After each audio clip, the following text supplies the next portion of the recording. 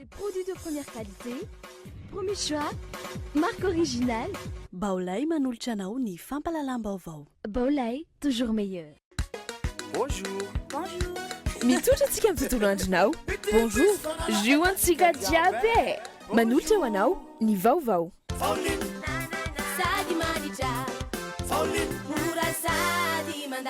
Junta tua viagem. Vaoline des Manolchanao ni Vavao. Des personnes de valeur qui partagent tous l'amour de leur pays autour d'une Castel. Castel, le goût de la réussite. Castel Manolchawanao ni Vavao.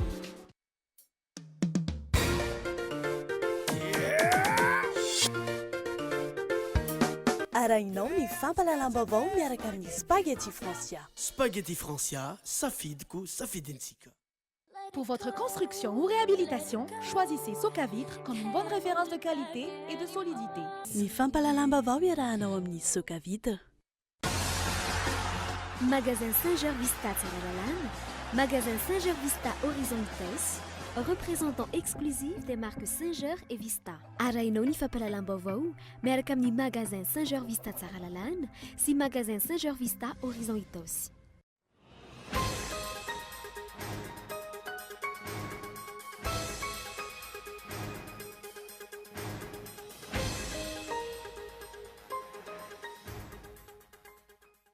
Mafana ny toetra raha ho ilakaka. Olona telo ny voasapitra nandritry ny fihetsiketsehana nataon'ny mponina izay niaro ny radio Jupiter. Mbola tsy hita hatreto i Fernand Cielo izay mpanao gazety ny radio io. Manjavozavatra ny mahakasika ny raharaha Ambohimamasina.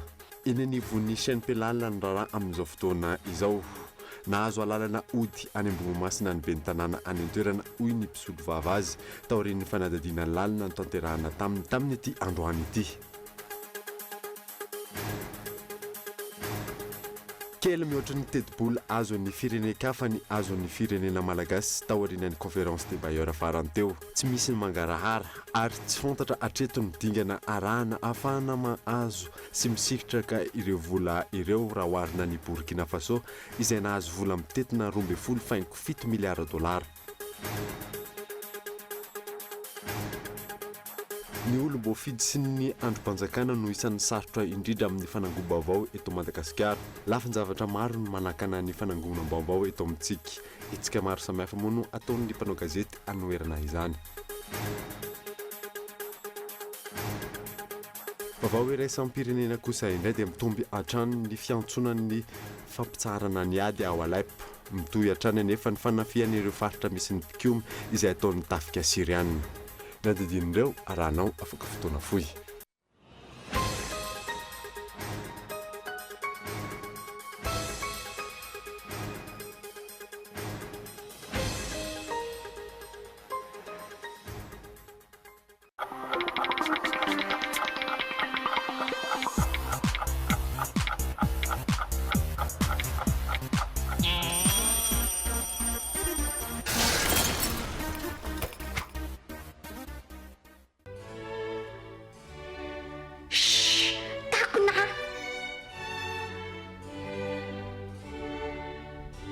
Vous êtes à la recherche de la nouveauté, de la diversité et de l'authenticité pour la fête de Noël et la fête de fin d'année? Venez profiter de la super promo spéciale fête chez Baolay. Skywolf, représentant exclusif Baolay. Baolay vous souhaite joyeux Noël. Noël, c'est cadeau. Noël, c'est de la nouveauté. Noël, c'est tendance, couleur, lumière, design. Noël, c'est généreux. Noël, c'est Batimax. Profitez des remises exceptionnelles jusqu'à moins 50% chez Batimax. Batimax, la qualité au meilleur prix. Bonjour. Bonjour. Lala tombola miaraka amin'ny jus bonjour. Mety azahoanao moto, mixeur, ary loka maro samihafa. Fomba fandraisana anjara, makafinao sana tsirairay avy amin'ny tsirony eniny. Orange, ananas, citron, fraise, ananas coco, ary mangue. Ataovy anaty valopy, asiana anarana, adresse, ary numéro en téléphone. Alefaso en boîte postale 504 Tana 101 Antaninarenina. Ny fisarihana ny 14 décembre ho avy zao.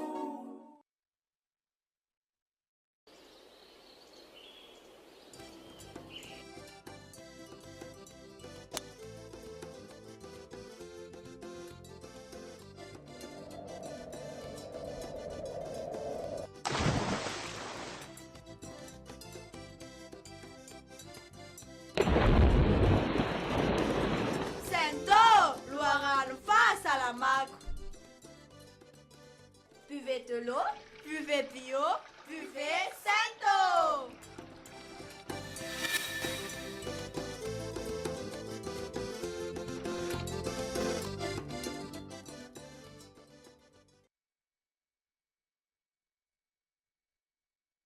Efa nanandrana an'ity fromage régal piquant tive ianao? Andramo fa afa-po anao. Takeo eny amin'ny mpivarotra akaiky anao. Ny fromage régal piquant 10,9 ariary ny portion. 4,4 ariary ny boîte. Fromage régal piquant, fromage à prix canon.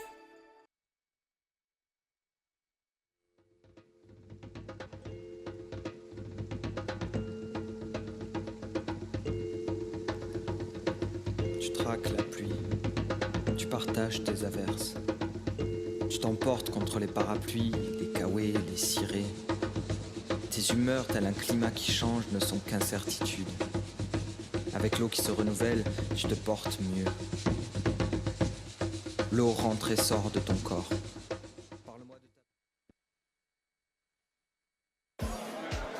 Des gens de talent, j'en rencontre tous les jours. Comme d'habitude,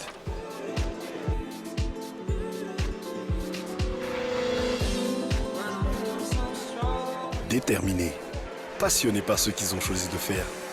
Des personnes talentueuses dont l'avenir s'annonce très prometteur.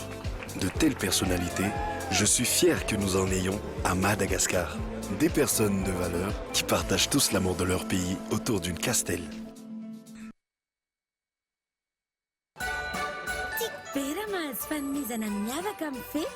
Tolory azy ny Orange Rise, ilay smartphone nampamirapiratra ny Noël. Misy antso adiny iray ifampiantsoana mandritry ny fety. SMS 10,1 andefasana firarian-tsoa, internet 1,5 gigaoctet ifandraisanao amin'ny olona akaiky anao. Sady efa nena 175 milliards TTC fotsiny ny vidiny. Hitanao ny amin'ny toeram-pivarotana Orange rehetra. Mahasahana ny tontolom-piainanao, Orange.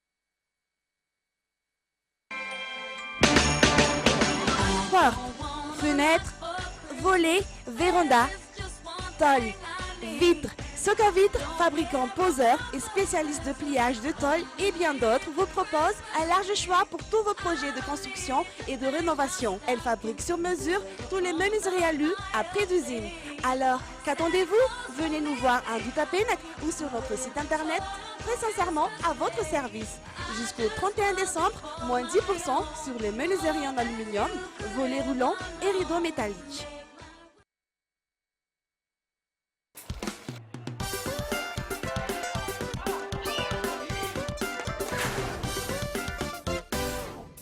Hello! Eh! Miaraka di Vaulin. Afaka tsara ny tasy. Kely dia mandrotra be. Vaulin. Jereo ane dia vovon-tsavony. Afa ny mindrehetra. Vaulin. Sady tsy mampikendrona tanana. Vaulin.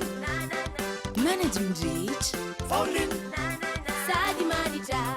Vaulin. Mora sady mandaitra. Roanjato ariary.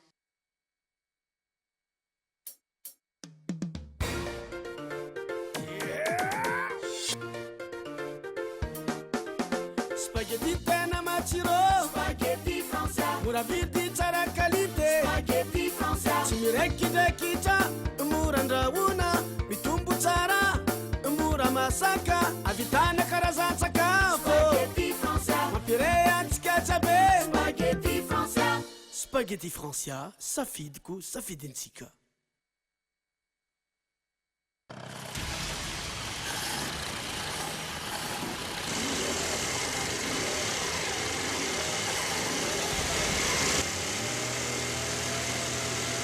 votre moteur s'abîme trop vite? Changez de marque d'huile. Boss Lubricant, fabriqué à base d'un composé de dernière technologie sans cesse amélioré, qui protège votre moteur en l'aidant à résister efficacement à la pression et au frottement. Boss Lubricant, pour un moteur toujours plus résistant.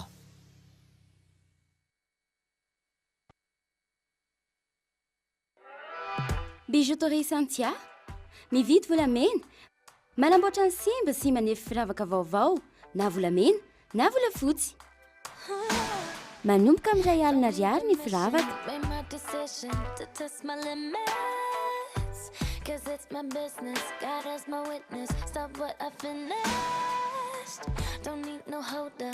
Bijouterie Santia, immeuble Arena, Antanmena, box 37, téléphone 033 18 544 04.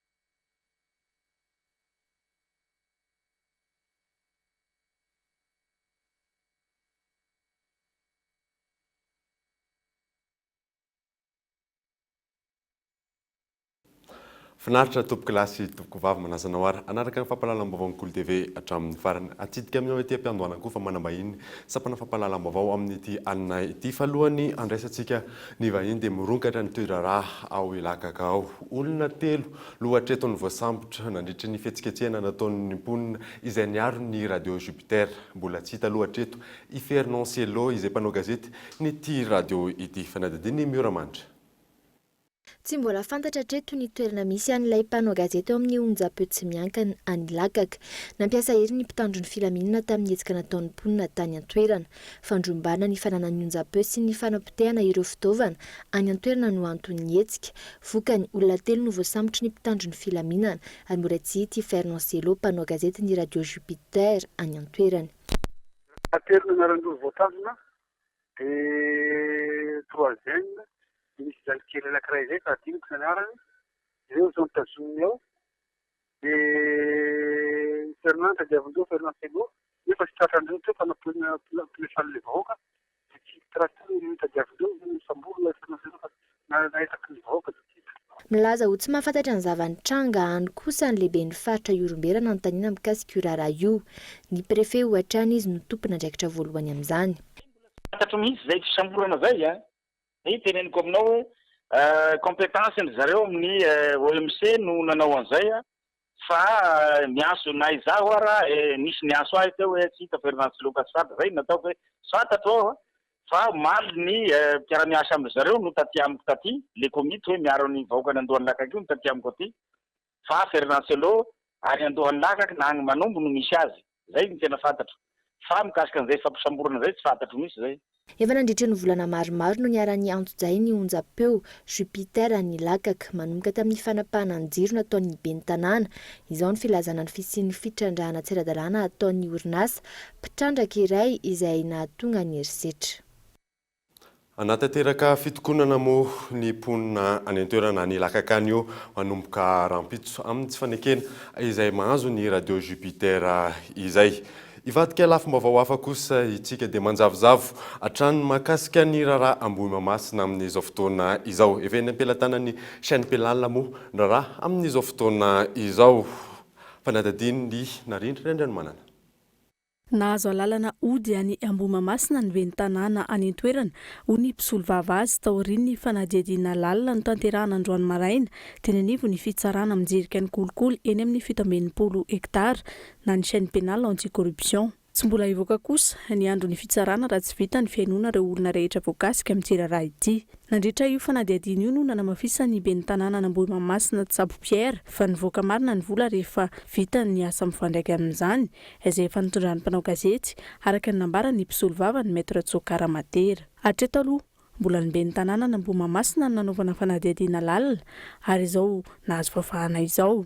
tsy fantatra raha toka itony fanadiadiana indrindra amin'ireo izay voatontonona ao anatin'ity raharaha ity. Isan'izany raha izay mamonjy Claudine izay efa nampanantsoiny ny Bianco indroa miantaona saingy tsy namaly ny antso raha ny fanazavany Tale Général ny Bianco Jean-Louis Andremifidy. Isan'ny andrasan'ny mpanara-baovao ihany koa ny fanadiadiana ny ministry ny Atitany sy ny fitsinjaram-pahefana Mahafaly Olivier Solonandrasana izay efa notonony ity ben'ny tanàna Ambohimamasina ity tao anatin'ny fanadiadiana izay nataony inspecteur d'État tamin'ny 20 ny volana Oktobra 2024 fananao tsindry amin'ny famondrana ny subvention amin'ny kontom-bolan'olona tsy fantany akory. Raha ny fantatra tsy manana fahefana hanohy ny fanadiadiana momba ity raharaha ity intsony ny officier de police judiciaire eo anivon'ny Bianco raha toka tsy mahazo alalana avy amin'ny fitsarana. Izay ve no setry ny fangatahan'ny loholona Rinandriamandavy amin'ny fanoloana ny Tale Général ny Bianco nandritry ny fionan'ny loholona tamin'ny mpikambana eo anivon'ny gouvernemanta atao anjorom-bala ny Bianco ary kasaina soloana ireo izay manohy toy na ny tombontsoa manokana ho an'ireo manodidina ny fitondrana foibe. Tsy azo elana kosa ny fampahafantarana ny mpamady vola vahiny ny zava-misy marina eto amin'ny firenena. Ny fomba fanaon'ny mpitondra ihany koa moa tsy azo afenina hono avy eo anivon'ny DFP na ny dinika ho fanavotam-pirenena tamin'ity androany ity fanadadiana. Tsy misy hainono ny fitondrana ankehitriny intsony ny fitenenana ataony vondrona sy antoko ary olom-pirenena manoloana ny tsy fahaiza-mitantana eto amin'ny firenena. Nanova fomba fiady ny DFP nanjinika ho an'ny fanavotam-pirenena anatanterahana anjinika nasionaly ho fanavotam-pirenena. Raha ny fanazavana ilaina ampahafantarina an'ireo mpamatsy vola avokoa ny fomba fanao ny fitondrana ankehitriny toy ny tsy fanarahana ny fipetrapetraky ny mpamatsy vola, ny tsy fampiarana ny lalàna, tsy fampiarana ihany koa ny fanjakana tsara tantana sy ny maro hafa. Ireo mpamatsy vola ireo avy eo no manam-pahefana manao tsindry azy ireo ahafahana miroso amin'ny jinika ho fanavotam-pirenena andraisana rehetra anjara sy anovana rafitra. Farana ataontsika hatramin'ny 2015 tamin'ny sénatorial communal sénatorial hoe tsy nirespekte ny fanjakana ty nge réunion européenne le 31 recommandation fa afabe nge dingana misy atsika réorientenaingana le tolonanay ry zareo ndray sur les bancs des accusés zao valiona ty mauvaise gouvernance ataontsika zay zany le tolona ataonay valiny de tsotra miditra ao anatin'ny fanjakana io zay raha ohatra ka hoe mazava ny programme de réforme na gouvernance raha vita ny dinika tapaka sika zone refondation zone réforme na gouvernance atao de manaiky zay miditra fa raha hoe anao refo remaniement tsy manao an'izany sika. Naomby ny paika ho an'ny DFP nalaza taorian'ny verenan'ny délégationna malagasy avy niatrika ny fivoriam-ben'ny mpamatsy vola ny fanovana mpikambana ao amin'ny fitondrana na ny remaniement ary hanomezana toerana ny mpanohitra isehoana hoe mason'ny vahiny fa misy ny fanjakana tsara tantana eto amin'ny firenena. Herinandro taorian'ny nanaovan'ny DFP antsoavo tamin'ny mpamatsy vola vahiny anefa nivaly zany. Voasaka ny mpamatsy vola vahiny ho fanoloana tompon'andraikitra io voantso ny amin'jinika politika ny avoloha ireo mpikambana eo anivon'ny gouvernemanta. Andrasana araka izany izay fehi-kevitra hivoaka aorin'izay. Mieboebo ny fitondrana HVM fa nahazo vola tany Paris tao aorian'ilay conférence de bailleurs farany teo kely anefa ny vola azo tsy misy ny mangarara ary tsy fantatra hatreto ny dingana tokony azahoana izay vola izay raha oharina ny Burkina Faso izay nahazo vola momitetina 2.7 miliara dollara fanadadiny boaza razanatso. Eboebo izay no naseho an'ny mpitondra tao aorian'ny conférence de bailleurs izay nototosaina tany Paris ny fiandohan'ity volana ity. Na ny prime ministre na ny filoham-pirenena samy nanao izany avokoa. Mieboebo fa nahazo vola mitentina 4 miliara dollara raha toka 10 miliara dollara no tadiavina ary ny 2 miliara dollara kosa no efa hita mialoha. Vola entina anatanterahana ny drafitra nasionaly ho an'ny fampandrosoana. Mieboebo ihany koa fa iny fahazoana vola iny dia midika ho fiverenan'ny Madagasikara eo amin'ny sehatra iraisam-pirenena ary midika ihany koa ho fiverenan'ny fahatokisan'ny mpamatsy vola amin'ny fitondrana ankehitriny.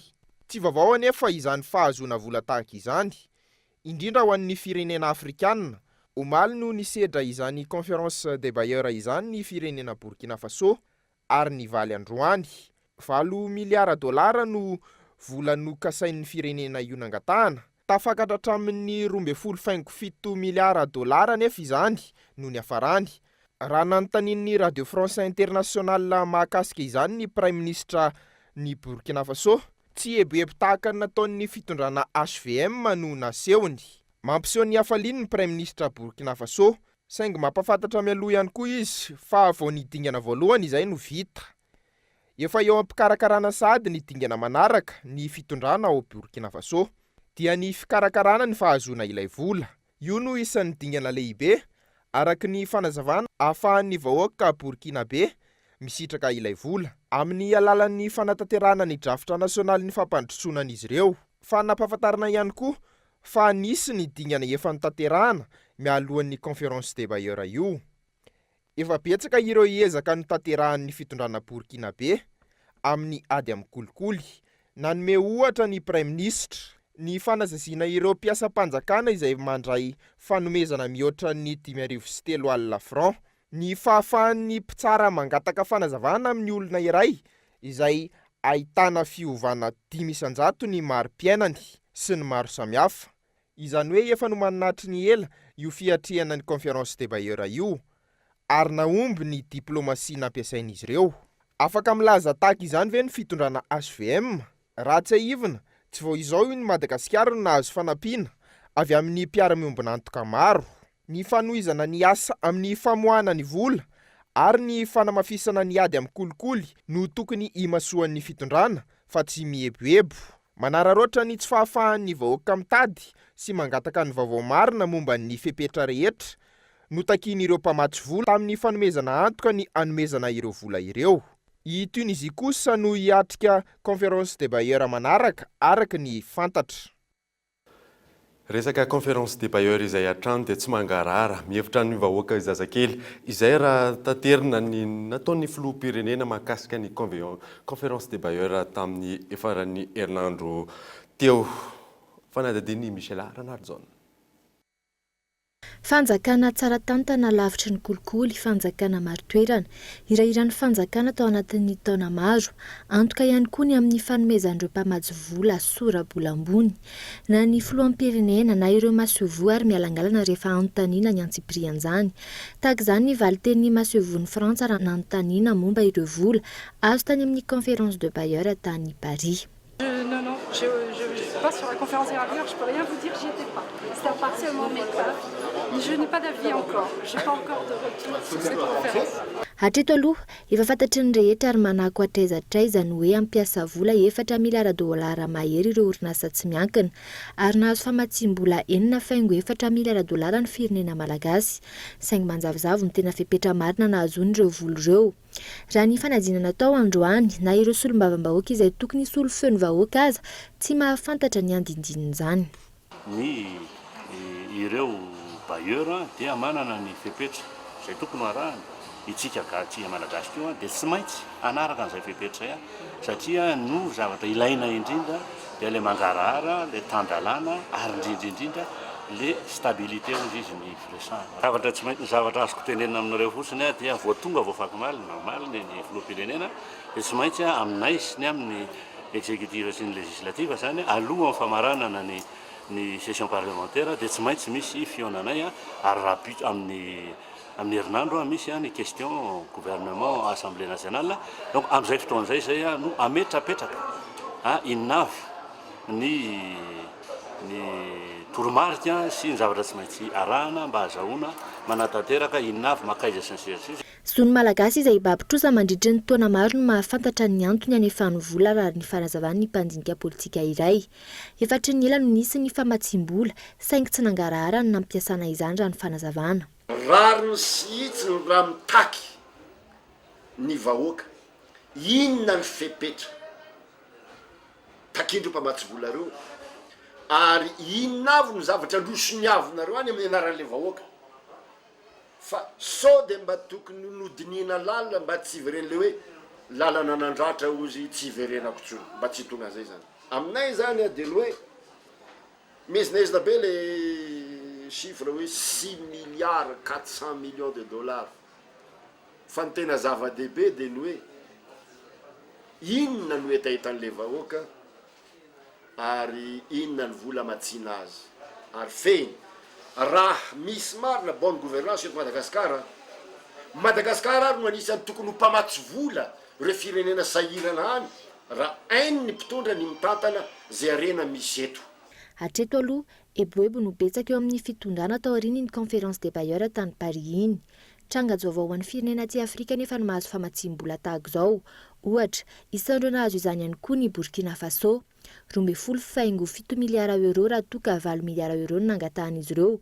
Toraka izany ihany koa ny any Côte d'Ivoire, 10.4 miliara dolara.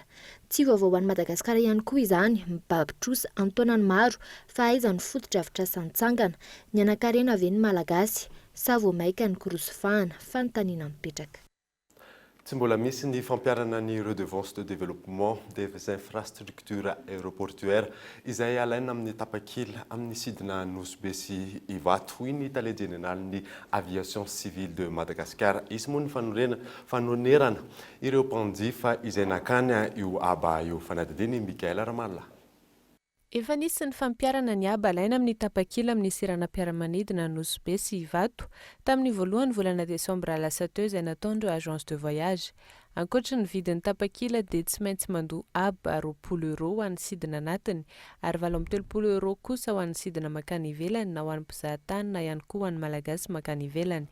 Tsy niatra indray nefa izany aba izany izay tokony tamin'ny voalohany volana desambra lasa teo raha ny fanazavany Tale Général ny aviation civile de Madagascar. Convention zany de transfert ny activité avy any amin'ny ADEMA makany amin'ny Ravinala dia misy mifanarahana mihitsy ao hoe rehefa vita le transfert io vao azo atomboka ny fitakiana ny RDIA.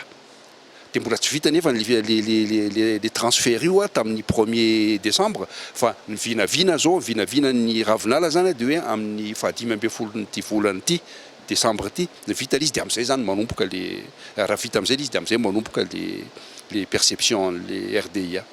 Isy ny fanorenan'ireo mpanjifa izay nakana ny aba amin'ny fanamboarana fototra-avitrasa eny amin'ireo seranana roa ireo raha toa ka tafiditra ao anatin'ny andro tsy mbola nampiarana ny aba. Normalement zany ray volana meloa ny hoe ny applicabilité le RDIA zany no manomboka ny fandraisana an'izy anatin'ny bie satria any ny olona dia efa mividy bie ny olona dia andeha amin'ny 15 décembre izy ohatra dia efa ray volana meloa dia efa takina aminy zany le mandohan'le RDIA ka raha ohatra mihemotra le datin'le RDIA dia anjaran'ny Ravinala indray no mijereny hoe izy le passagers efa mividy meloa dia tokony remboursena logiquement. Raha tsy hivina dia entina natsarana seranam-piaramanidina roa ny vola azo avy amin'ny fakana ny aba izay tsy maintsy aloha ankoatra ny vidin'ny tapakely. Ny eo anivon'ny Ravinala Airport kosa no azo izany aba izany raha ny fanazavana trany. Araka ny fanambaran-teny anao teny mpiandohana moa dia manambahiny sampana fampahalalam-baovao amin'ity alina ity. Tsy izany fa namana Erlanto miarabanao tonga soa eto amin'ny sampana fampahalalam-baovao. Miaraba ny Davida dia miaraba ihany koa ny mpanaraka ny fampahalalam-baovao amin'ity ariva ity. Inona moa zany masaka entinareo avy amin'ny confession? Rehefa nampirehitra afo zahay dia nahandro dia nanaingina ny sakafo masaka tokoa tonga ity ilay fotoana fa 1 ny volana desambra araka ny toka efa nomena dia isaky ny lahady faharoa ny volana no tonga izay confession anaody isaky ny varavarantsika mpijery ny fandaharana izarany masaka izay nandrahoana ekipa ka amin'ity anio ity ary amin'ny lahady ho avy izao zany dia tsy iza fa ny filohan'ny fikambanam-pikambary malagasy no ivahiny ao atokantranonareo dia tsy iza zany fa Ramatoa Anitra Andrembovonjy izarany fiainana izy izarany tsy ambaratelony ihany koa ao anatin'ny fandarana confession. Dia tena tsy ambaratelo tokoa zany nivoaka eo amin'io? Zay ma confession anazy avelantsika ikofesy izy matoa moa tonga ao anatin'ny confession ny olona anankiray dia noho ny fangatanareo mpijery dia noho ny etahitanareo mpijery ihany koa dia avelanay ny fangatanareo reo olona nasaintsika no hitantaran'ny fiainana zay somary mikisaka mihitsy indray fa zareo no mavelanay hitantara izany ilaza ny kipitsopitson'ny fiainana reo loko ambadika akoatra ny fahitantsika mahazatra no hitantsika ao anatin'ny fandarana confession zay anasanany anareo mpijery amin'ny lato avy izao. Fina tokoa moa zany tena ao anatin'ilay confession fa mety misy olona zay vao androany izy vao minahino zay. Ny ao anatin'ny confession dia tsy natompoko fa fandaharana ny confession fandaharana arahinao isaky ny lahady faharoa ny volana eto amin'ny Cool TV izy io fandaharana izay rahanao amin'ireo olo-pantatra olo malaza olomanga ny gasikara olona nametraka tantara teto amin'ity gasikara ty a reo no vahiny avelatsika ifandimby mandritry ny taona isam-bolana izy io a hitantarany fiainana olomanga izy a olona kitambe izy de mety tonga ny fotoanany matoa atsony izy a mba hitantara am'izay mba tsy eny tantara atsony izy fa izy ndray ny tantara ao anatin'ny fandarana confession de voasafidin'ny mpianakavy moa zany tamin'ity ndray mitoraky ty a raha matoa filohan'ny fikambanam-pikabary malagasy fimpima anitra andrembovonjy isaky ny inona moa zany le izy misy mifamerenana zay raha olona sanatrika tsy mahita izy amin'ny lalà teo ye mankasitraka anao tamin'izay fampatsivan'izay zay tokoa satria maro ianareo a no mangataka eo fa oviana tokoa ny famerenany ny famerenan'ny fandarana confession a de ny alatsinainy ny alatsinainy zany hoe raha mandeha zany amin'ny lahady fa 1 volana décembre de ny alatsinainy a amin'ny 2 ora tolakandro a ny alatsinainy aoriana fampahalalam-bavao lakotsiny ifonina tompoko ny alatsinainy aorinan'ny fampahalalam-bavao a ny alina ohatr'izao a de anaraka ny confession ianao aorinan'izay kosa ny herinandro manaraka an'iny a de ny alakamisy amin'ny 2 ora tolakandro de herinandro manaraka an'iny indray a de ny zoma amin'ny 2 ora tolakandro zany hoe ezahany omena fahapo ianao satria fantatray a fa ny olona entiny ao anatin'ny confession de olona malina atsika malina anao ihany koa de mandeha ndresaka iza olo le izy iza olo le vahiny de horesahana de enitsika le izy a de apatsivina atsika miandalina ao anatin'ny fandarana confession anatin'ny sokola ihany koa isa maraina de apatsiahanareo zay a eto amin'ny Kolo TV apatsiahatra any hoe rovina zany famerenana izany de raha misy olona hoe te hifandray aminareo de ahoana nataona hoe te hivahiny amin'ny confession sa hoe iza ny tena safidy amin'io ye mankasitraka anao moa zay fanontanian'izay Davida misy ny larana mandeha moramora ny ambany eny a de afaka azo atao miantso a enina ny fihetsem-ponareo a enina ny fangatanareo enina hatrany koa ny fanamariana avy any amintsika tsiraray avy de tsy maninona fa izahay ekipa ny confession sy ekipa ny Kolo TV de hiaraka andrindra sy andamina hoe iza ndray no ataontsika vahiny a iza ndray no alamintsika satria manitikitika atsika maro avokoa ny fiainan'ireo olona manany maizy azy a reo kitany gasikara reo olomanga zay nametraka ny tantara teto amin'ity firenentsika ity ny amaraparaatsika anazy ary de misy afatra ve atolotra ho anao mpijery ny afatra de sosa fosiny satria zay ny antony ikarako eto ry Davida de ny apatsiahantsika rehetra hoe aza dinona tompoko ny fotoanatsika ny alado avy zao amin'ny 7 ora sasany alina fa ny filohan'ny fikambanam-pikabary malagasy de tsy iza fa antitra andrembovonjy a no vahintsika ao anatin'ny fandarana confession a de manasanao izay a fa ahita ny zavatra tsy de fahita ianao a are zavatra tsy de farehanao ianao a ary aloha amin'io fotoany de ary le tepoka fahatelo farany a tepoka anankitelo a de manasanao zay a amin'ny lahady fa 1 volana décembre amin'ny 7 ora sasany eto amin'ny Kolo TV saorana ianao fa zay nyresadresaka ny raha antsika tamin'ny Irlande saorana ianao vahiny teto amin'ny sampana fampahalalam-bavao mankasitraka anao a de mankasitraka ihany koa nareo rehetra ny tokantrano ny anoizantsika ny vaovao moa amin'ity alina ity ty atotosa androany ny fividianana izay ho filohan'ny syndikany mpitsara eto Madagasikara na ny SMM raha ny vokatra fojobaika aloha de azo avy an'ireo syndika dia ifaniroso herinaivo no mitarika raha mihoatra amin'ireo mpifaninana ny mbola fojobaika moa io vokatra io fa afaka 2 na 3 herinandro eo vao tena fantatra ny vokatra tena izy lafim-baovao hafa kosa tanteraka indray de tsy eto andrenivohitra na ireo faritra marefy ihany no voakasiky ny fiovan'ny toetry ny andro miatraika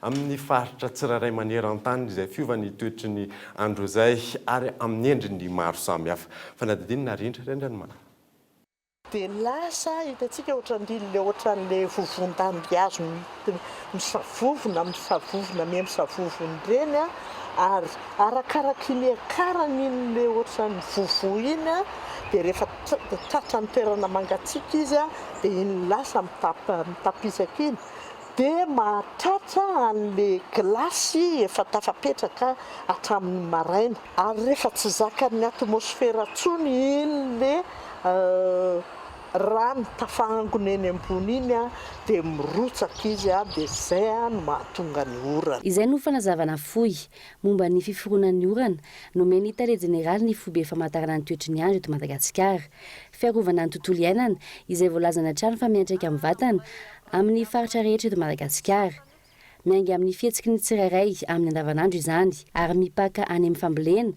fahasalamana sy ny lafin'ny toe-karena eo anivon'ny firenena iray any Ambatondrazaka zao de fa mahatsapa mihitsy ny olona amin'ny fienany ny fotoana fiavian'ny orana. Any moa zany ohatra mamboly ny makalioka zay lavalava kokoa ny fotoana ilain'ny makalioka ny rotsakorana dia tsapany mihitsy hoe lasa ny afoy ny rotsakorana dia lasa marefo vokatr'izay le makalioka dia le mamparefo ny fambolena.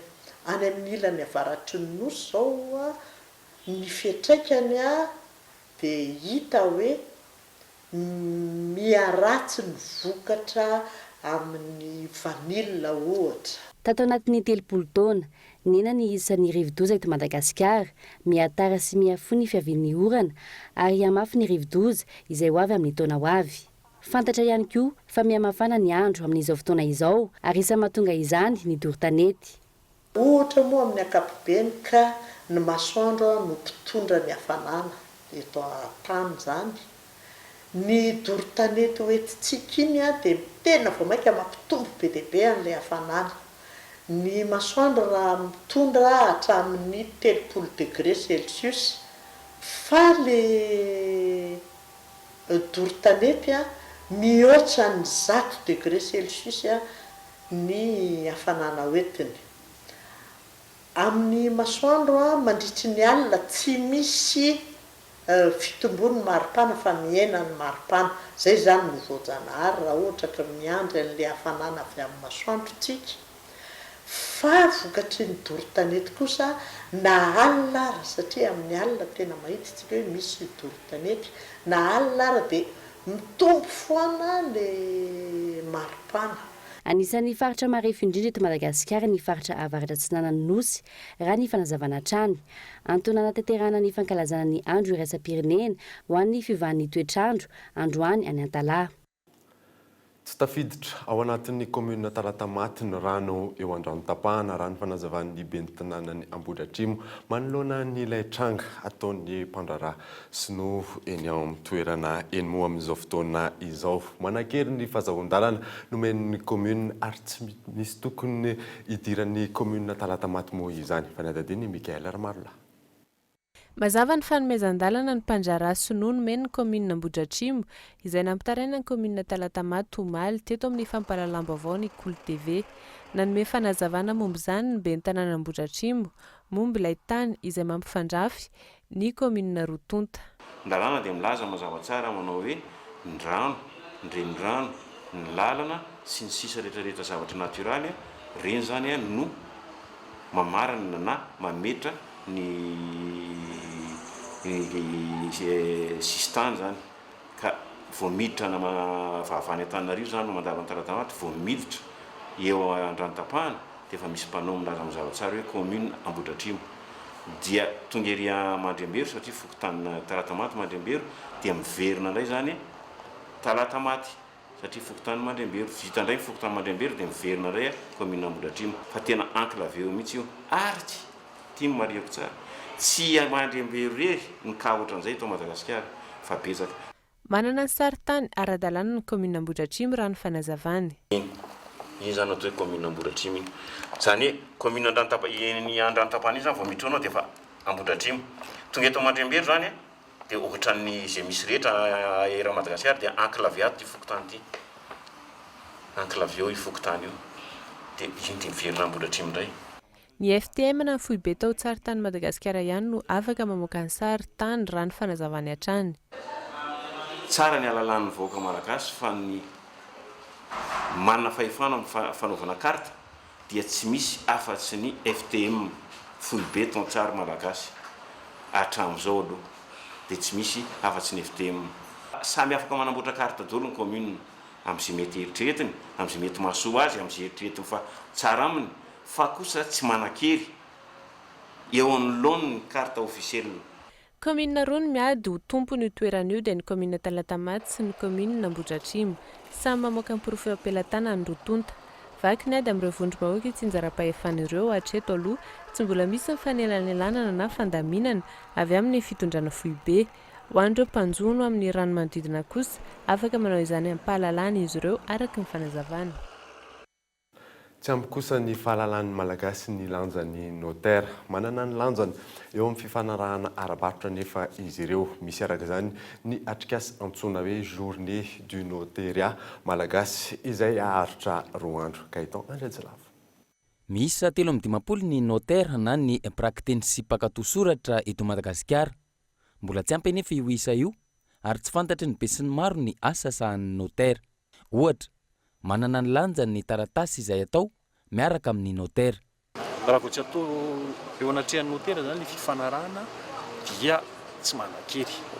Lalàna efa mipetraka nanomboka tamin'ny 8 sy 10 arivo zavatra fa ohatran'ireny mbola misy tsy mampiasa le ka izay zany ny antony etsonay notaire ny mpiara-miombonantoka aminay rehetrarehetra na ny fanjakana na ny olon-tsotra na ny ao amin'ny secteur privé hoe misy an'ity lalàna ity zalahy raha ampiarinareo mandrositsika zay le izy. Raha ohatra zao ampiarina ny lalàna momba ny notaire miteny aminareo izahay ary misy lahatra fa ny resaka ady tany ao amin'ny fitsarana dia afaka miteny zay fa miena atsasana na mahery ary ny resaka ady tany ao amin'ny fitsarana. Raha ny fanazavana, ny vola alohan'ny mpanjifa ikarakarana fivarotana tany no akana ny saran'ny notaire. Manodidina ny 8.5 hatramin'ny 900 ny vidin'ny fanarahana izany, ka ny 500 amin'ireo no natokana ho an'ny sampanarahany hetra, ny 200 no ho an'ny fananatany, ary ny 1.5 hatramin'ny 200 no ho an'ny notaire. Olana miseho entre ny notaire sy ny partenairany dia hoe inona ny fomba ahafahana mihoatra n'izay olana izay sy ahafahana koa mivoatra kokoa zany ny asan'ny notaire. Dia lohabary endasy zany nataonay mandritry ny 2 andro izay iarahana amin'ny ministère, ny direction générale ny impôt, directeur ny aménagement du territoire, dia ny direction générale ny service foncier. Dia rehefa avy eo misy koa ny niantsonay koa zany ny ao amin'ny secteur privé satria ny mpandraraha ara-toekarena ny tena mila ny acte notarié satria io azo atao hoe miantoka zany ny atao hoe sécurité juridique amin'izay famatsim-bola sy fampiasana vola zay ataondry zareo. Miankina amin'ny sécurité juridique no maharesy lahatra ireo mpamatsy vola eto amintsika na tsy. Efa nisy ny sonino tanterahana tany Paris ny volana Oktobra 2022 lasa teo momba ny convention de coopération teo amin'ny banky iraisam-pirenena sy ny Union internationale du notariat, fifanarahana manome lanja io sécurité juridique io. Raha tsy ivona nosokafana tamin'ny fomba ofisialy androany ny journée du notariat malagasy izay aharitra 2 andro. Tanjona ny ananana prakteny mpakatosoratra manana ny maizy azy amin'izao vaninandro ianantsika izao. Lafiny zavatra maro no manakana ny fanangona baovao eto Madagasikara. Isan'ny misongadina amin'izany ny fanangona baovao eny amin'ireo olom-bofidy sy ireo andrim-panjakana samihafa. Etsika maro samihafa moa no ataon'ny mpanao gazety anoherana izany. Fanadadiny Michela Ranardzon. Sarotra ny fitadiavam-baovao eny amin'ireo andrim-panjakana sy ireo olom-bofidy eto Madagasikara.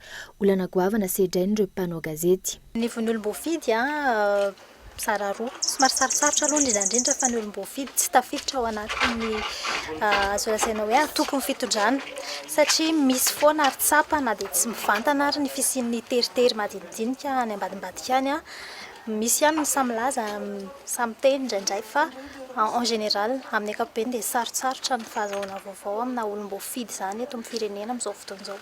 Ny olana amin'ny fakana vaovao eto amintsika amin'ireo olom-bofidy na ihany koa ny avy amin'ny sampanaraha samihafa eo amin'ny fanjakana mizara maromaro ihany angambany.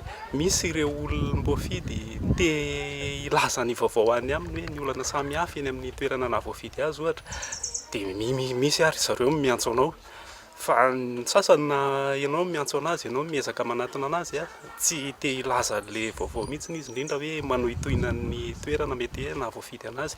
Tahaka izay ihany koa ny eny amin'ny sampanaraha-panjakana samihafa misy dingana lava be amina herinandro amam-bolana ianao vao hoe afaka hoe tiany fotoana andalovanao amin'le olona tokony anaovanao anatonanao akana le vaovao taorianan'le disadisa teo amin'ny mpanao gazety sy ny ministera ny serasera eny aloha izay ny promulguena an'le code de la communication dia nanomboka sarotra ny fangalam-baovao indrindra eny anivon'ny ataontsika hoe institution ny olom-panjakana matetika rehefa mitady vaovao eny atrehany zareo reny a dia tsy hoe voahifikifika moa zany fa voailakilaka foana hoe mandalova aloha tsy amin'ny anina mandalo ao dia miandry rendez-vous ary iny miandry rendez-vous ary raha vaovao tokony na information tokony tetiavina androany mety tsy ho azo raha tsy telo andro manomboka sarotrarotra zany a tetiavam-baovao amin'ny institution amin'izao na amin'ireo olom-panjakana.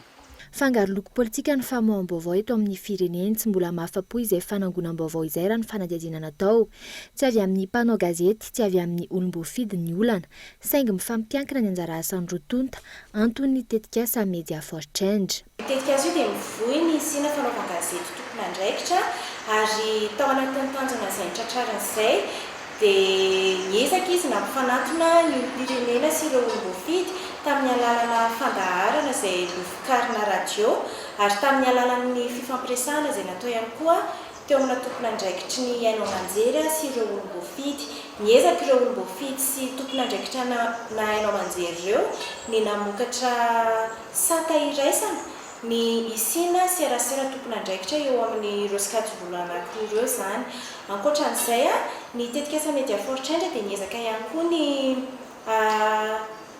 anatina fifaninanana ny ampakarana kokoa ny kalitao ny asan'ny radio.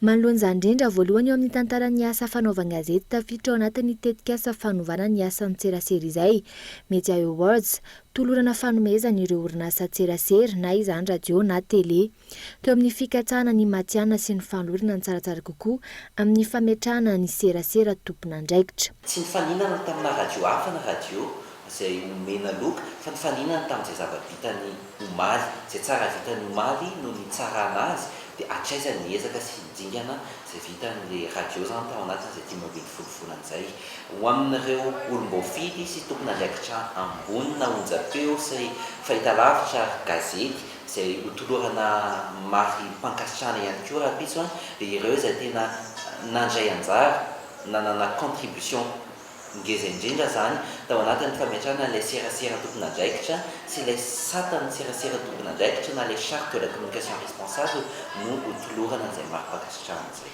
Enina amby roapolo ireo radio manerana ny nosy no nandray anjara tamin'ity tetikasa ity tantsorika teo amin'ny famokarana fandaharana fampahalalam-baovao sy maro hafa amin'ny ankabeny no nandrafitra ny tetikasa raha mpitso etsy anosy no anatotosana ny Media Awards mbola hitohy kosa ny tetikasa amin'ny taona ho avy. Vaovao mampalahelo kosa indray dia nodimandry teo amin'ny 450 taona io arivo io ny mpalalao horonan-tsary Razafindrakoto Gérard fantatry amin'ny anarana hoe Randretsa notsabonina amam-bolany maro izy tao amin'ny hôpitaly Achiara ny tena nohony omamiada ny tsinaina azo azy tao amin'ny trano famokarana scope digital moa nafantarana azy tamin'ny horonan-tsary jiabijiaby Malokila Playboy sy ny maro hafa nanokatra ny trano famokarana Horizon izy taty aoriana ary namoaka horonan-tsary maro tahaka ny Vola, Tapody sy ny maro hafa ny sampana fampahalalam-baovao sy ny ekipa ny fahitalavitra Cool TV FM moa dia mirary fiononana feno ho an'ny fianakaviana. Anoisantsika ny vaovao kosa indray dia nanomboka androany Salon de l'Automoto andiany voalohany izay natao teny amin'ny Forelo Expo Tanjombato. Nisy araka izany ny tolotra izay omeny CT Motors amin'ireo mpankafy sy mpanjifa amin'ity hetsika ity fanadidina.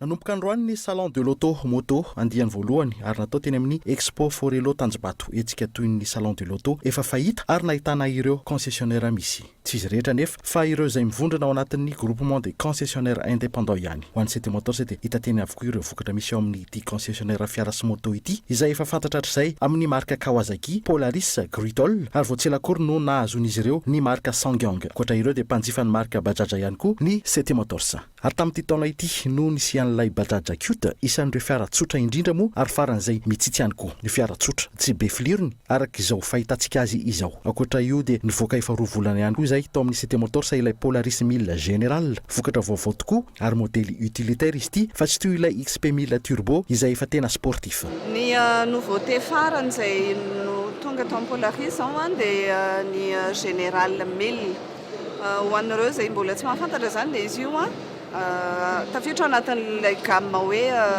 baroudeur izany hoe somary utilitaire izy zany fa tsy sportif ohatran'ny RZR nefa dia tena mety be mihitsy eto amintsika ho an'ny lalana rehetra mihitsy ary ho an'ireo izay efa mahafantatra n'io karazana gammana SSV io dia afa-po tanteraka izy ireo zany indrindrandrindra hoe raha andeha lalana lavitra ianao andeha raid dia isan'ny tsara sy adapté ho an'ny Madagasikara ary ho an'ny olona rehetra mihitsy ny Général Mille. Ny moto efa faraparany taontsika zany zao dia andeha atao hoe ny hoandrasana atsoatsy fa ho an'ity taona 2016 ty aloha zany dia mbola misy ny gamme routière, ny gamme cross, ny gamme trail ho an'ny Kawasaki zao ohatra. Andraindraina ho an'ny 2017 ndraiky kosa ireo karazana nouveauté zay atsika ohatra hoe ny KLX 450 zao misy fiovana tsy ho diso anjara amin'izany tsika eto Madagasikara. Ho an'ireo izay mankafy ny maxi scooter misy ny maxi scooter vaovao avoakan'ny Kimco AK550 dia efa miandry ny atongavan'izay ihany koa tsika. Ankoatra ireo rehetra ireo dia isy ny tolotra izay omeny 7 motors ireo mpanjifa. Ho amin'ny salon de l'automoto andiany voalohany izay sady tohanina ny 7 motors moa zany dia misy ny ankoatran'ireo produit ireo entana izay tonga farany misy ny tolotra ho an'ny mpanjifa ho amin'ny fanomezana tolotra crédit zany izay raha miasa amin'ny banque isan-karazany eto Antananarivo sy any amin'ny faritra. Miatratra amin'ny farany taona izy io dia avy eo hitantsika eo indray moa zany ny tolotra vaovao aorinan'izany. Ankoatra ny fampiratiana ireo fiara vaovao ny concessionnaire rehetra izay mandray anjara amin'ity salon ity dia tsy adino ihany koa ireo fiara sy moto isan'ny tranainy indrindra. Aharitra efatrandro ity salon de l'automoto ity ary amin'ny alahady izao ny famaranana izany. Vaovao iraisam-pirenena kosa indray dia raha toka mitombo hatramon'ny fiantsonany fampitsarana ny ady ao Alep manohy ny fanafiana ireo faritra misy ny pikioma tafika Syrianina. Fanadadiny amin'ny sarin'ny France 24. Tsy misy fitsarana ny ady ao Alep, tsy niraraha ireo antso maro samihafa avy amin'ireo vondrona iraisam-pirenena ny amin'ny fitsarana ny ady ao amin'ny tanàna lehibe indrindra ao amin'ny faritra avaratry Syria, ny filoham-pirenena Syrianina. Laza ity farany fa ny fandresena ao Alep ihany no dingana voalohany ahafana mampiato ny ady any an-toerana. Anisan'ny antso ny ato ny ady tsy misy atakandro ihany koa mandritra ny 5 andro ny mpikomy Syrianina omaly ahafan'izy ireo mamoaka ivelan'ny faritra ireo mponina any an-toerana. Ny antson'ny fitsarany ady ihany koa ny lehibe ny firenena mikamba na Ban Ki-moon ary milaza izy fa mahavaky fo ny toetra raha iainan'ny olona ao Alep. Etsekilan'izay 700 ny faritra tsy nanana misy ny mpikomy no voafehin'ireo tafika ankehitriny nahatonga fitsoahan'ny mponina maro ity ady ao Alep ity ary mahatratra 7 alina isa ireo ny ala ny tanàna nanomboka ny 15 ny volana Novambra lasa teo raha toa ka miisa manodidina ny 5 alina sy 4 hetsy ny mponina tany an-toerana teo aloha. Raha tsy ahivina ny taona 1 no nanomboka ny ady tany an-toerana ary mahatratra mahery ny 3 hetsy sy ireo namoiny ainy avokatra izay. Alohan'ny sarana dia averina aminao ireo vaovao nisongadina tamin'ity alina ity. Mafana ny toetra raha ao Ilakaka amin'izao fotoana izao. Olona 3 no voasambotra nandritra ny fihetsiketsehana nataon'ny mponina izay miaro ny radio Jupiter. Mbola tsy hita aloha hatreto Ferdinand Selo izay mpanao gazety amin'ity radio ity. Manjavozavo hatrano mono mahakasika ny raharaha Ambohimamasina amin'izao fotoana izao. Eny anivon'ny chaîne pénale ny raharaha nahazo alalana odidibe ny tanàna any an-toerana natao rina ny fanadadiana lalina natao taminy. Dia ary farany kely mihoatra ny tedi-bola azon'ny firenena fa ny azon'ny firenena malagasy taorinan'ny conférence des bailleurs farany teo. Tsy misy mono mangarahara ary tsy fantatra hatreto ny dingana arahana ahafahana misitraka izay vola izay dia zay mamarana ny vaovao antsika tamin'ity alina ity. Saorana ianao nanaraka izany, saorana manokana ihany koa ireo any amin'ny faritra ireo manaraka izany vaovaon'ny Kolo TV amin'ny alalan'ny FM Toamasina, DSTV Antsiranana ary DNTV Fianaratsoa. Soavamandry daholo tompoko.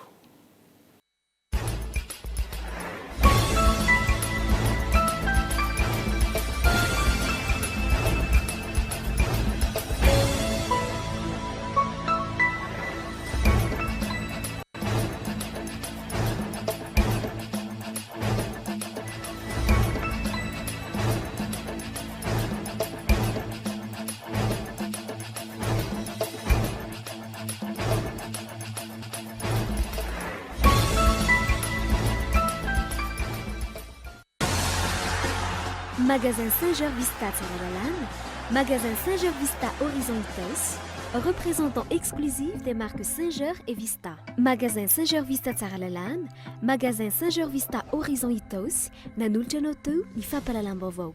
Pour votre construction ou réhabilitation, choisissez Soka Vitre comme une bonne référence de qualité et de solidité. Ni fampalalam-baovao ny arahana tamin'ny Soka Vitre.